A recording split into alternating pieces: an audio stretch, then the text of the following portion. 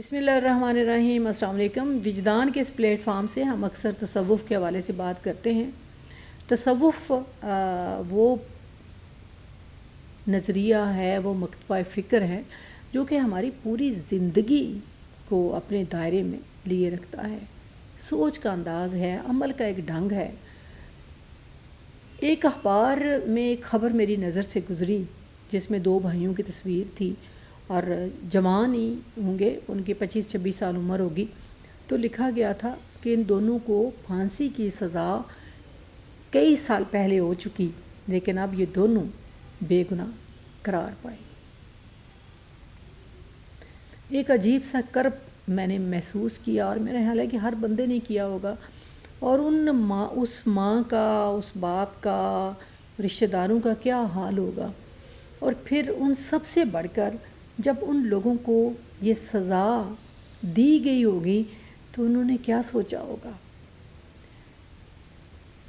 तो मैं इस हवाले से एक बात करना चाह रही थी कि हमें ज़िंदगी में बड़ा मुतात होना पड़ता है, क्योंकि बाज़ औक़ात वो कहते हैं कि अगर आप किसी को माफ़ कर देते हैं, किसी गुनाहगार को, यानी आपके पास इतने शवाहिद नहीं होते, आपके पास कोई सबूत नहीं होते, आप माफ़ कर देते हैं, तो वो किसी न किसी हवाले से अपने अंजाम को पहुंच जाता है।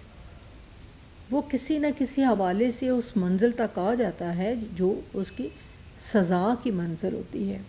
लेकिन अगर आप किसी बेगुनाह को सज़ा दे देते हैं तो फिर रिवर्स नहीं हो सकती, क्योंकि जो चला गया उसने वापस नहीं आना, और वो एक पछतावा रह जाता है, एक दुख रह जाता है, एक दुख जो पूरे मुआशरे पर छा जाता है।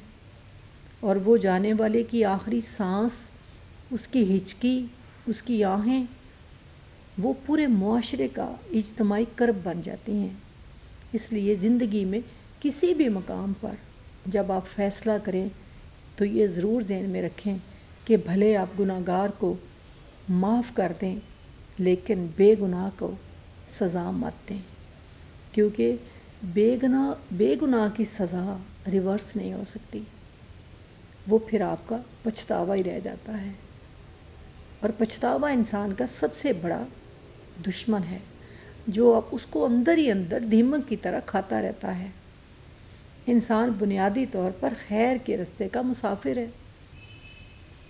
भले दुनिया के उलझनों में वो गुम होकर शर के रास्ते पर भी चलता है, लेकिन उसका ज़मीर, उसका दिल, उसकी रूह उसको तमांचे मारते रहते हैं, उसको अज़ियत देते रहते हैं कि ये तुमने गलत किया। इसीलिए कहा जाता है कि अगर आप अपनी ज़िंदगी के फ़ैसलों, रवैयों, बर्ताव में दूसरों के साथ जो आपके राब्ते हैं, बर्ताव है, रवैये हैं, उनमें आप अपने अंदर की गवाही ले लें, अपने अंदर की रहनुमाई ले लें, तो आप हमेशा सच रहते हैं। क्योंकि अंदर से जो गवाही आती है, जो रहनुमाई आती है, वो खुदा की तरफ से होती है।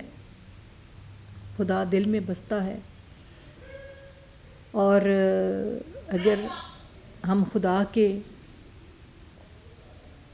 करीब रहते हैं, उसकी रज़ा को मलहूज़े ख़ातर रखते हैं, उससे अपना ताल्लुक़ जोड़े रखते हैं, तो फिर वो हर मौके पर हमारी रहनुमाई करता है। मैंने ख़ुद अपनी ज़िंदगी में अपने हवाले से हमेशा ये महसूस किया है कि मैंने जब जब किसी ख़ास मामले में, परेशानी में अपने खुदा से रजू किया, मुझे उसका जवाब मिला। वो ख्वाब में मिला, ख़याल में मिला, रास्ता चलते हुए एक ख़याल मेरे ज़हन में आ गया कि जिसके बारे में मैं कभी सोचा भी नहीं था, मैं सोच ही नहीं सकती थी। और वो क्या था? ये जो ख़याल अचानक हमारे ज़हन में आता है, ये भी खुदा की तरफ से एक पैगाम होता है जो हमें उस रास्ते की जानब जाने का इशारा होता है। तो वो लोग जो अपने रब से जुड़े रहते हैं, अपने बातन से जुड़े रहते हैं, उन्हें अंदर की रहनुमाई मुयस्सर रहती है। और जो अपने बातन को भूल कर ज़ाहिर की जगमगाहट में उलझे रहते हैं, उन्हें फिर मुसीबत के वक्त बातन की रहनुमाई मुयस्सर नहीं होती। बाज़ औक़ात लोग शिकवा करते हैं कि अगर ये ऐसा था तो खुदा ने हमें کیوں رہنمائی نہیں دی؟ بھئی آپ خدا سے رہنمائی مانگیں گے تو خدا دے گا نا. پہلے کسی سے آپ دوستی کریں گے تو پھر ہی آپ پہ باتیں کھلیں گی نہیں. آپ اپنے رب سے دور ہو کر زندگی بسر کریں اور جب آپ پھنس جائیں تو پھر آپ چاہیں کہ فوری طور پر کمک آ جائے. وہ مشکل ہوتا ہے. وہ بے نیاز ہے، بادشاہ ہے، وہ کچھ بھی کر سکتا ہے، لیکن اس سے جڑے رہنے سے ہماری جو ایک روحانی اور دلی وابستگی ہوتی ہے اسی میں ساری چیزیں پوشیدہ ہیں.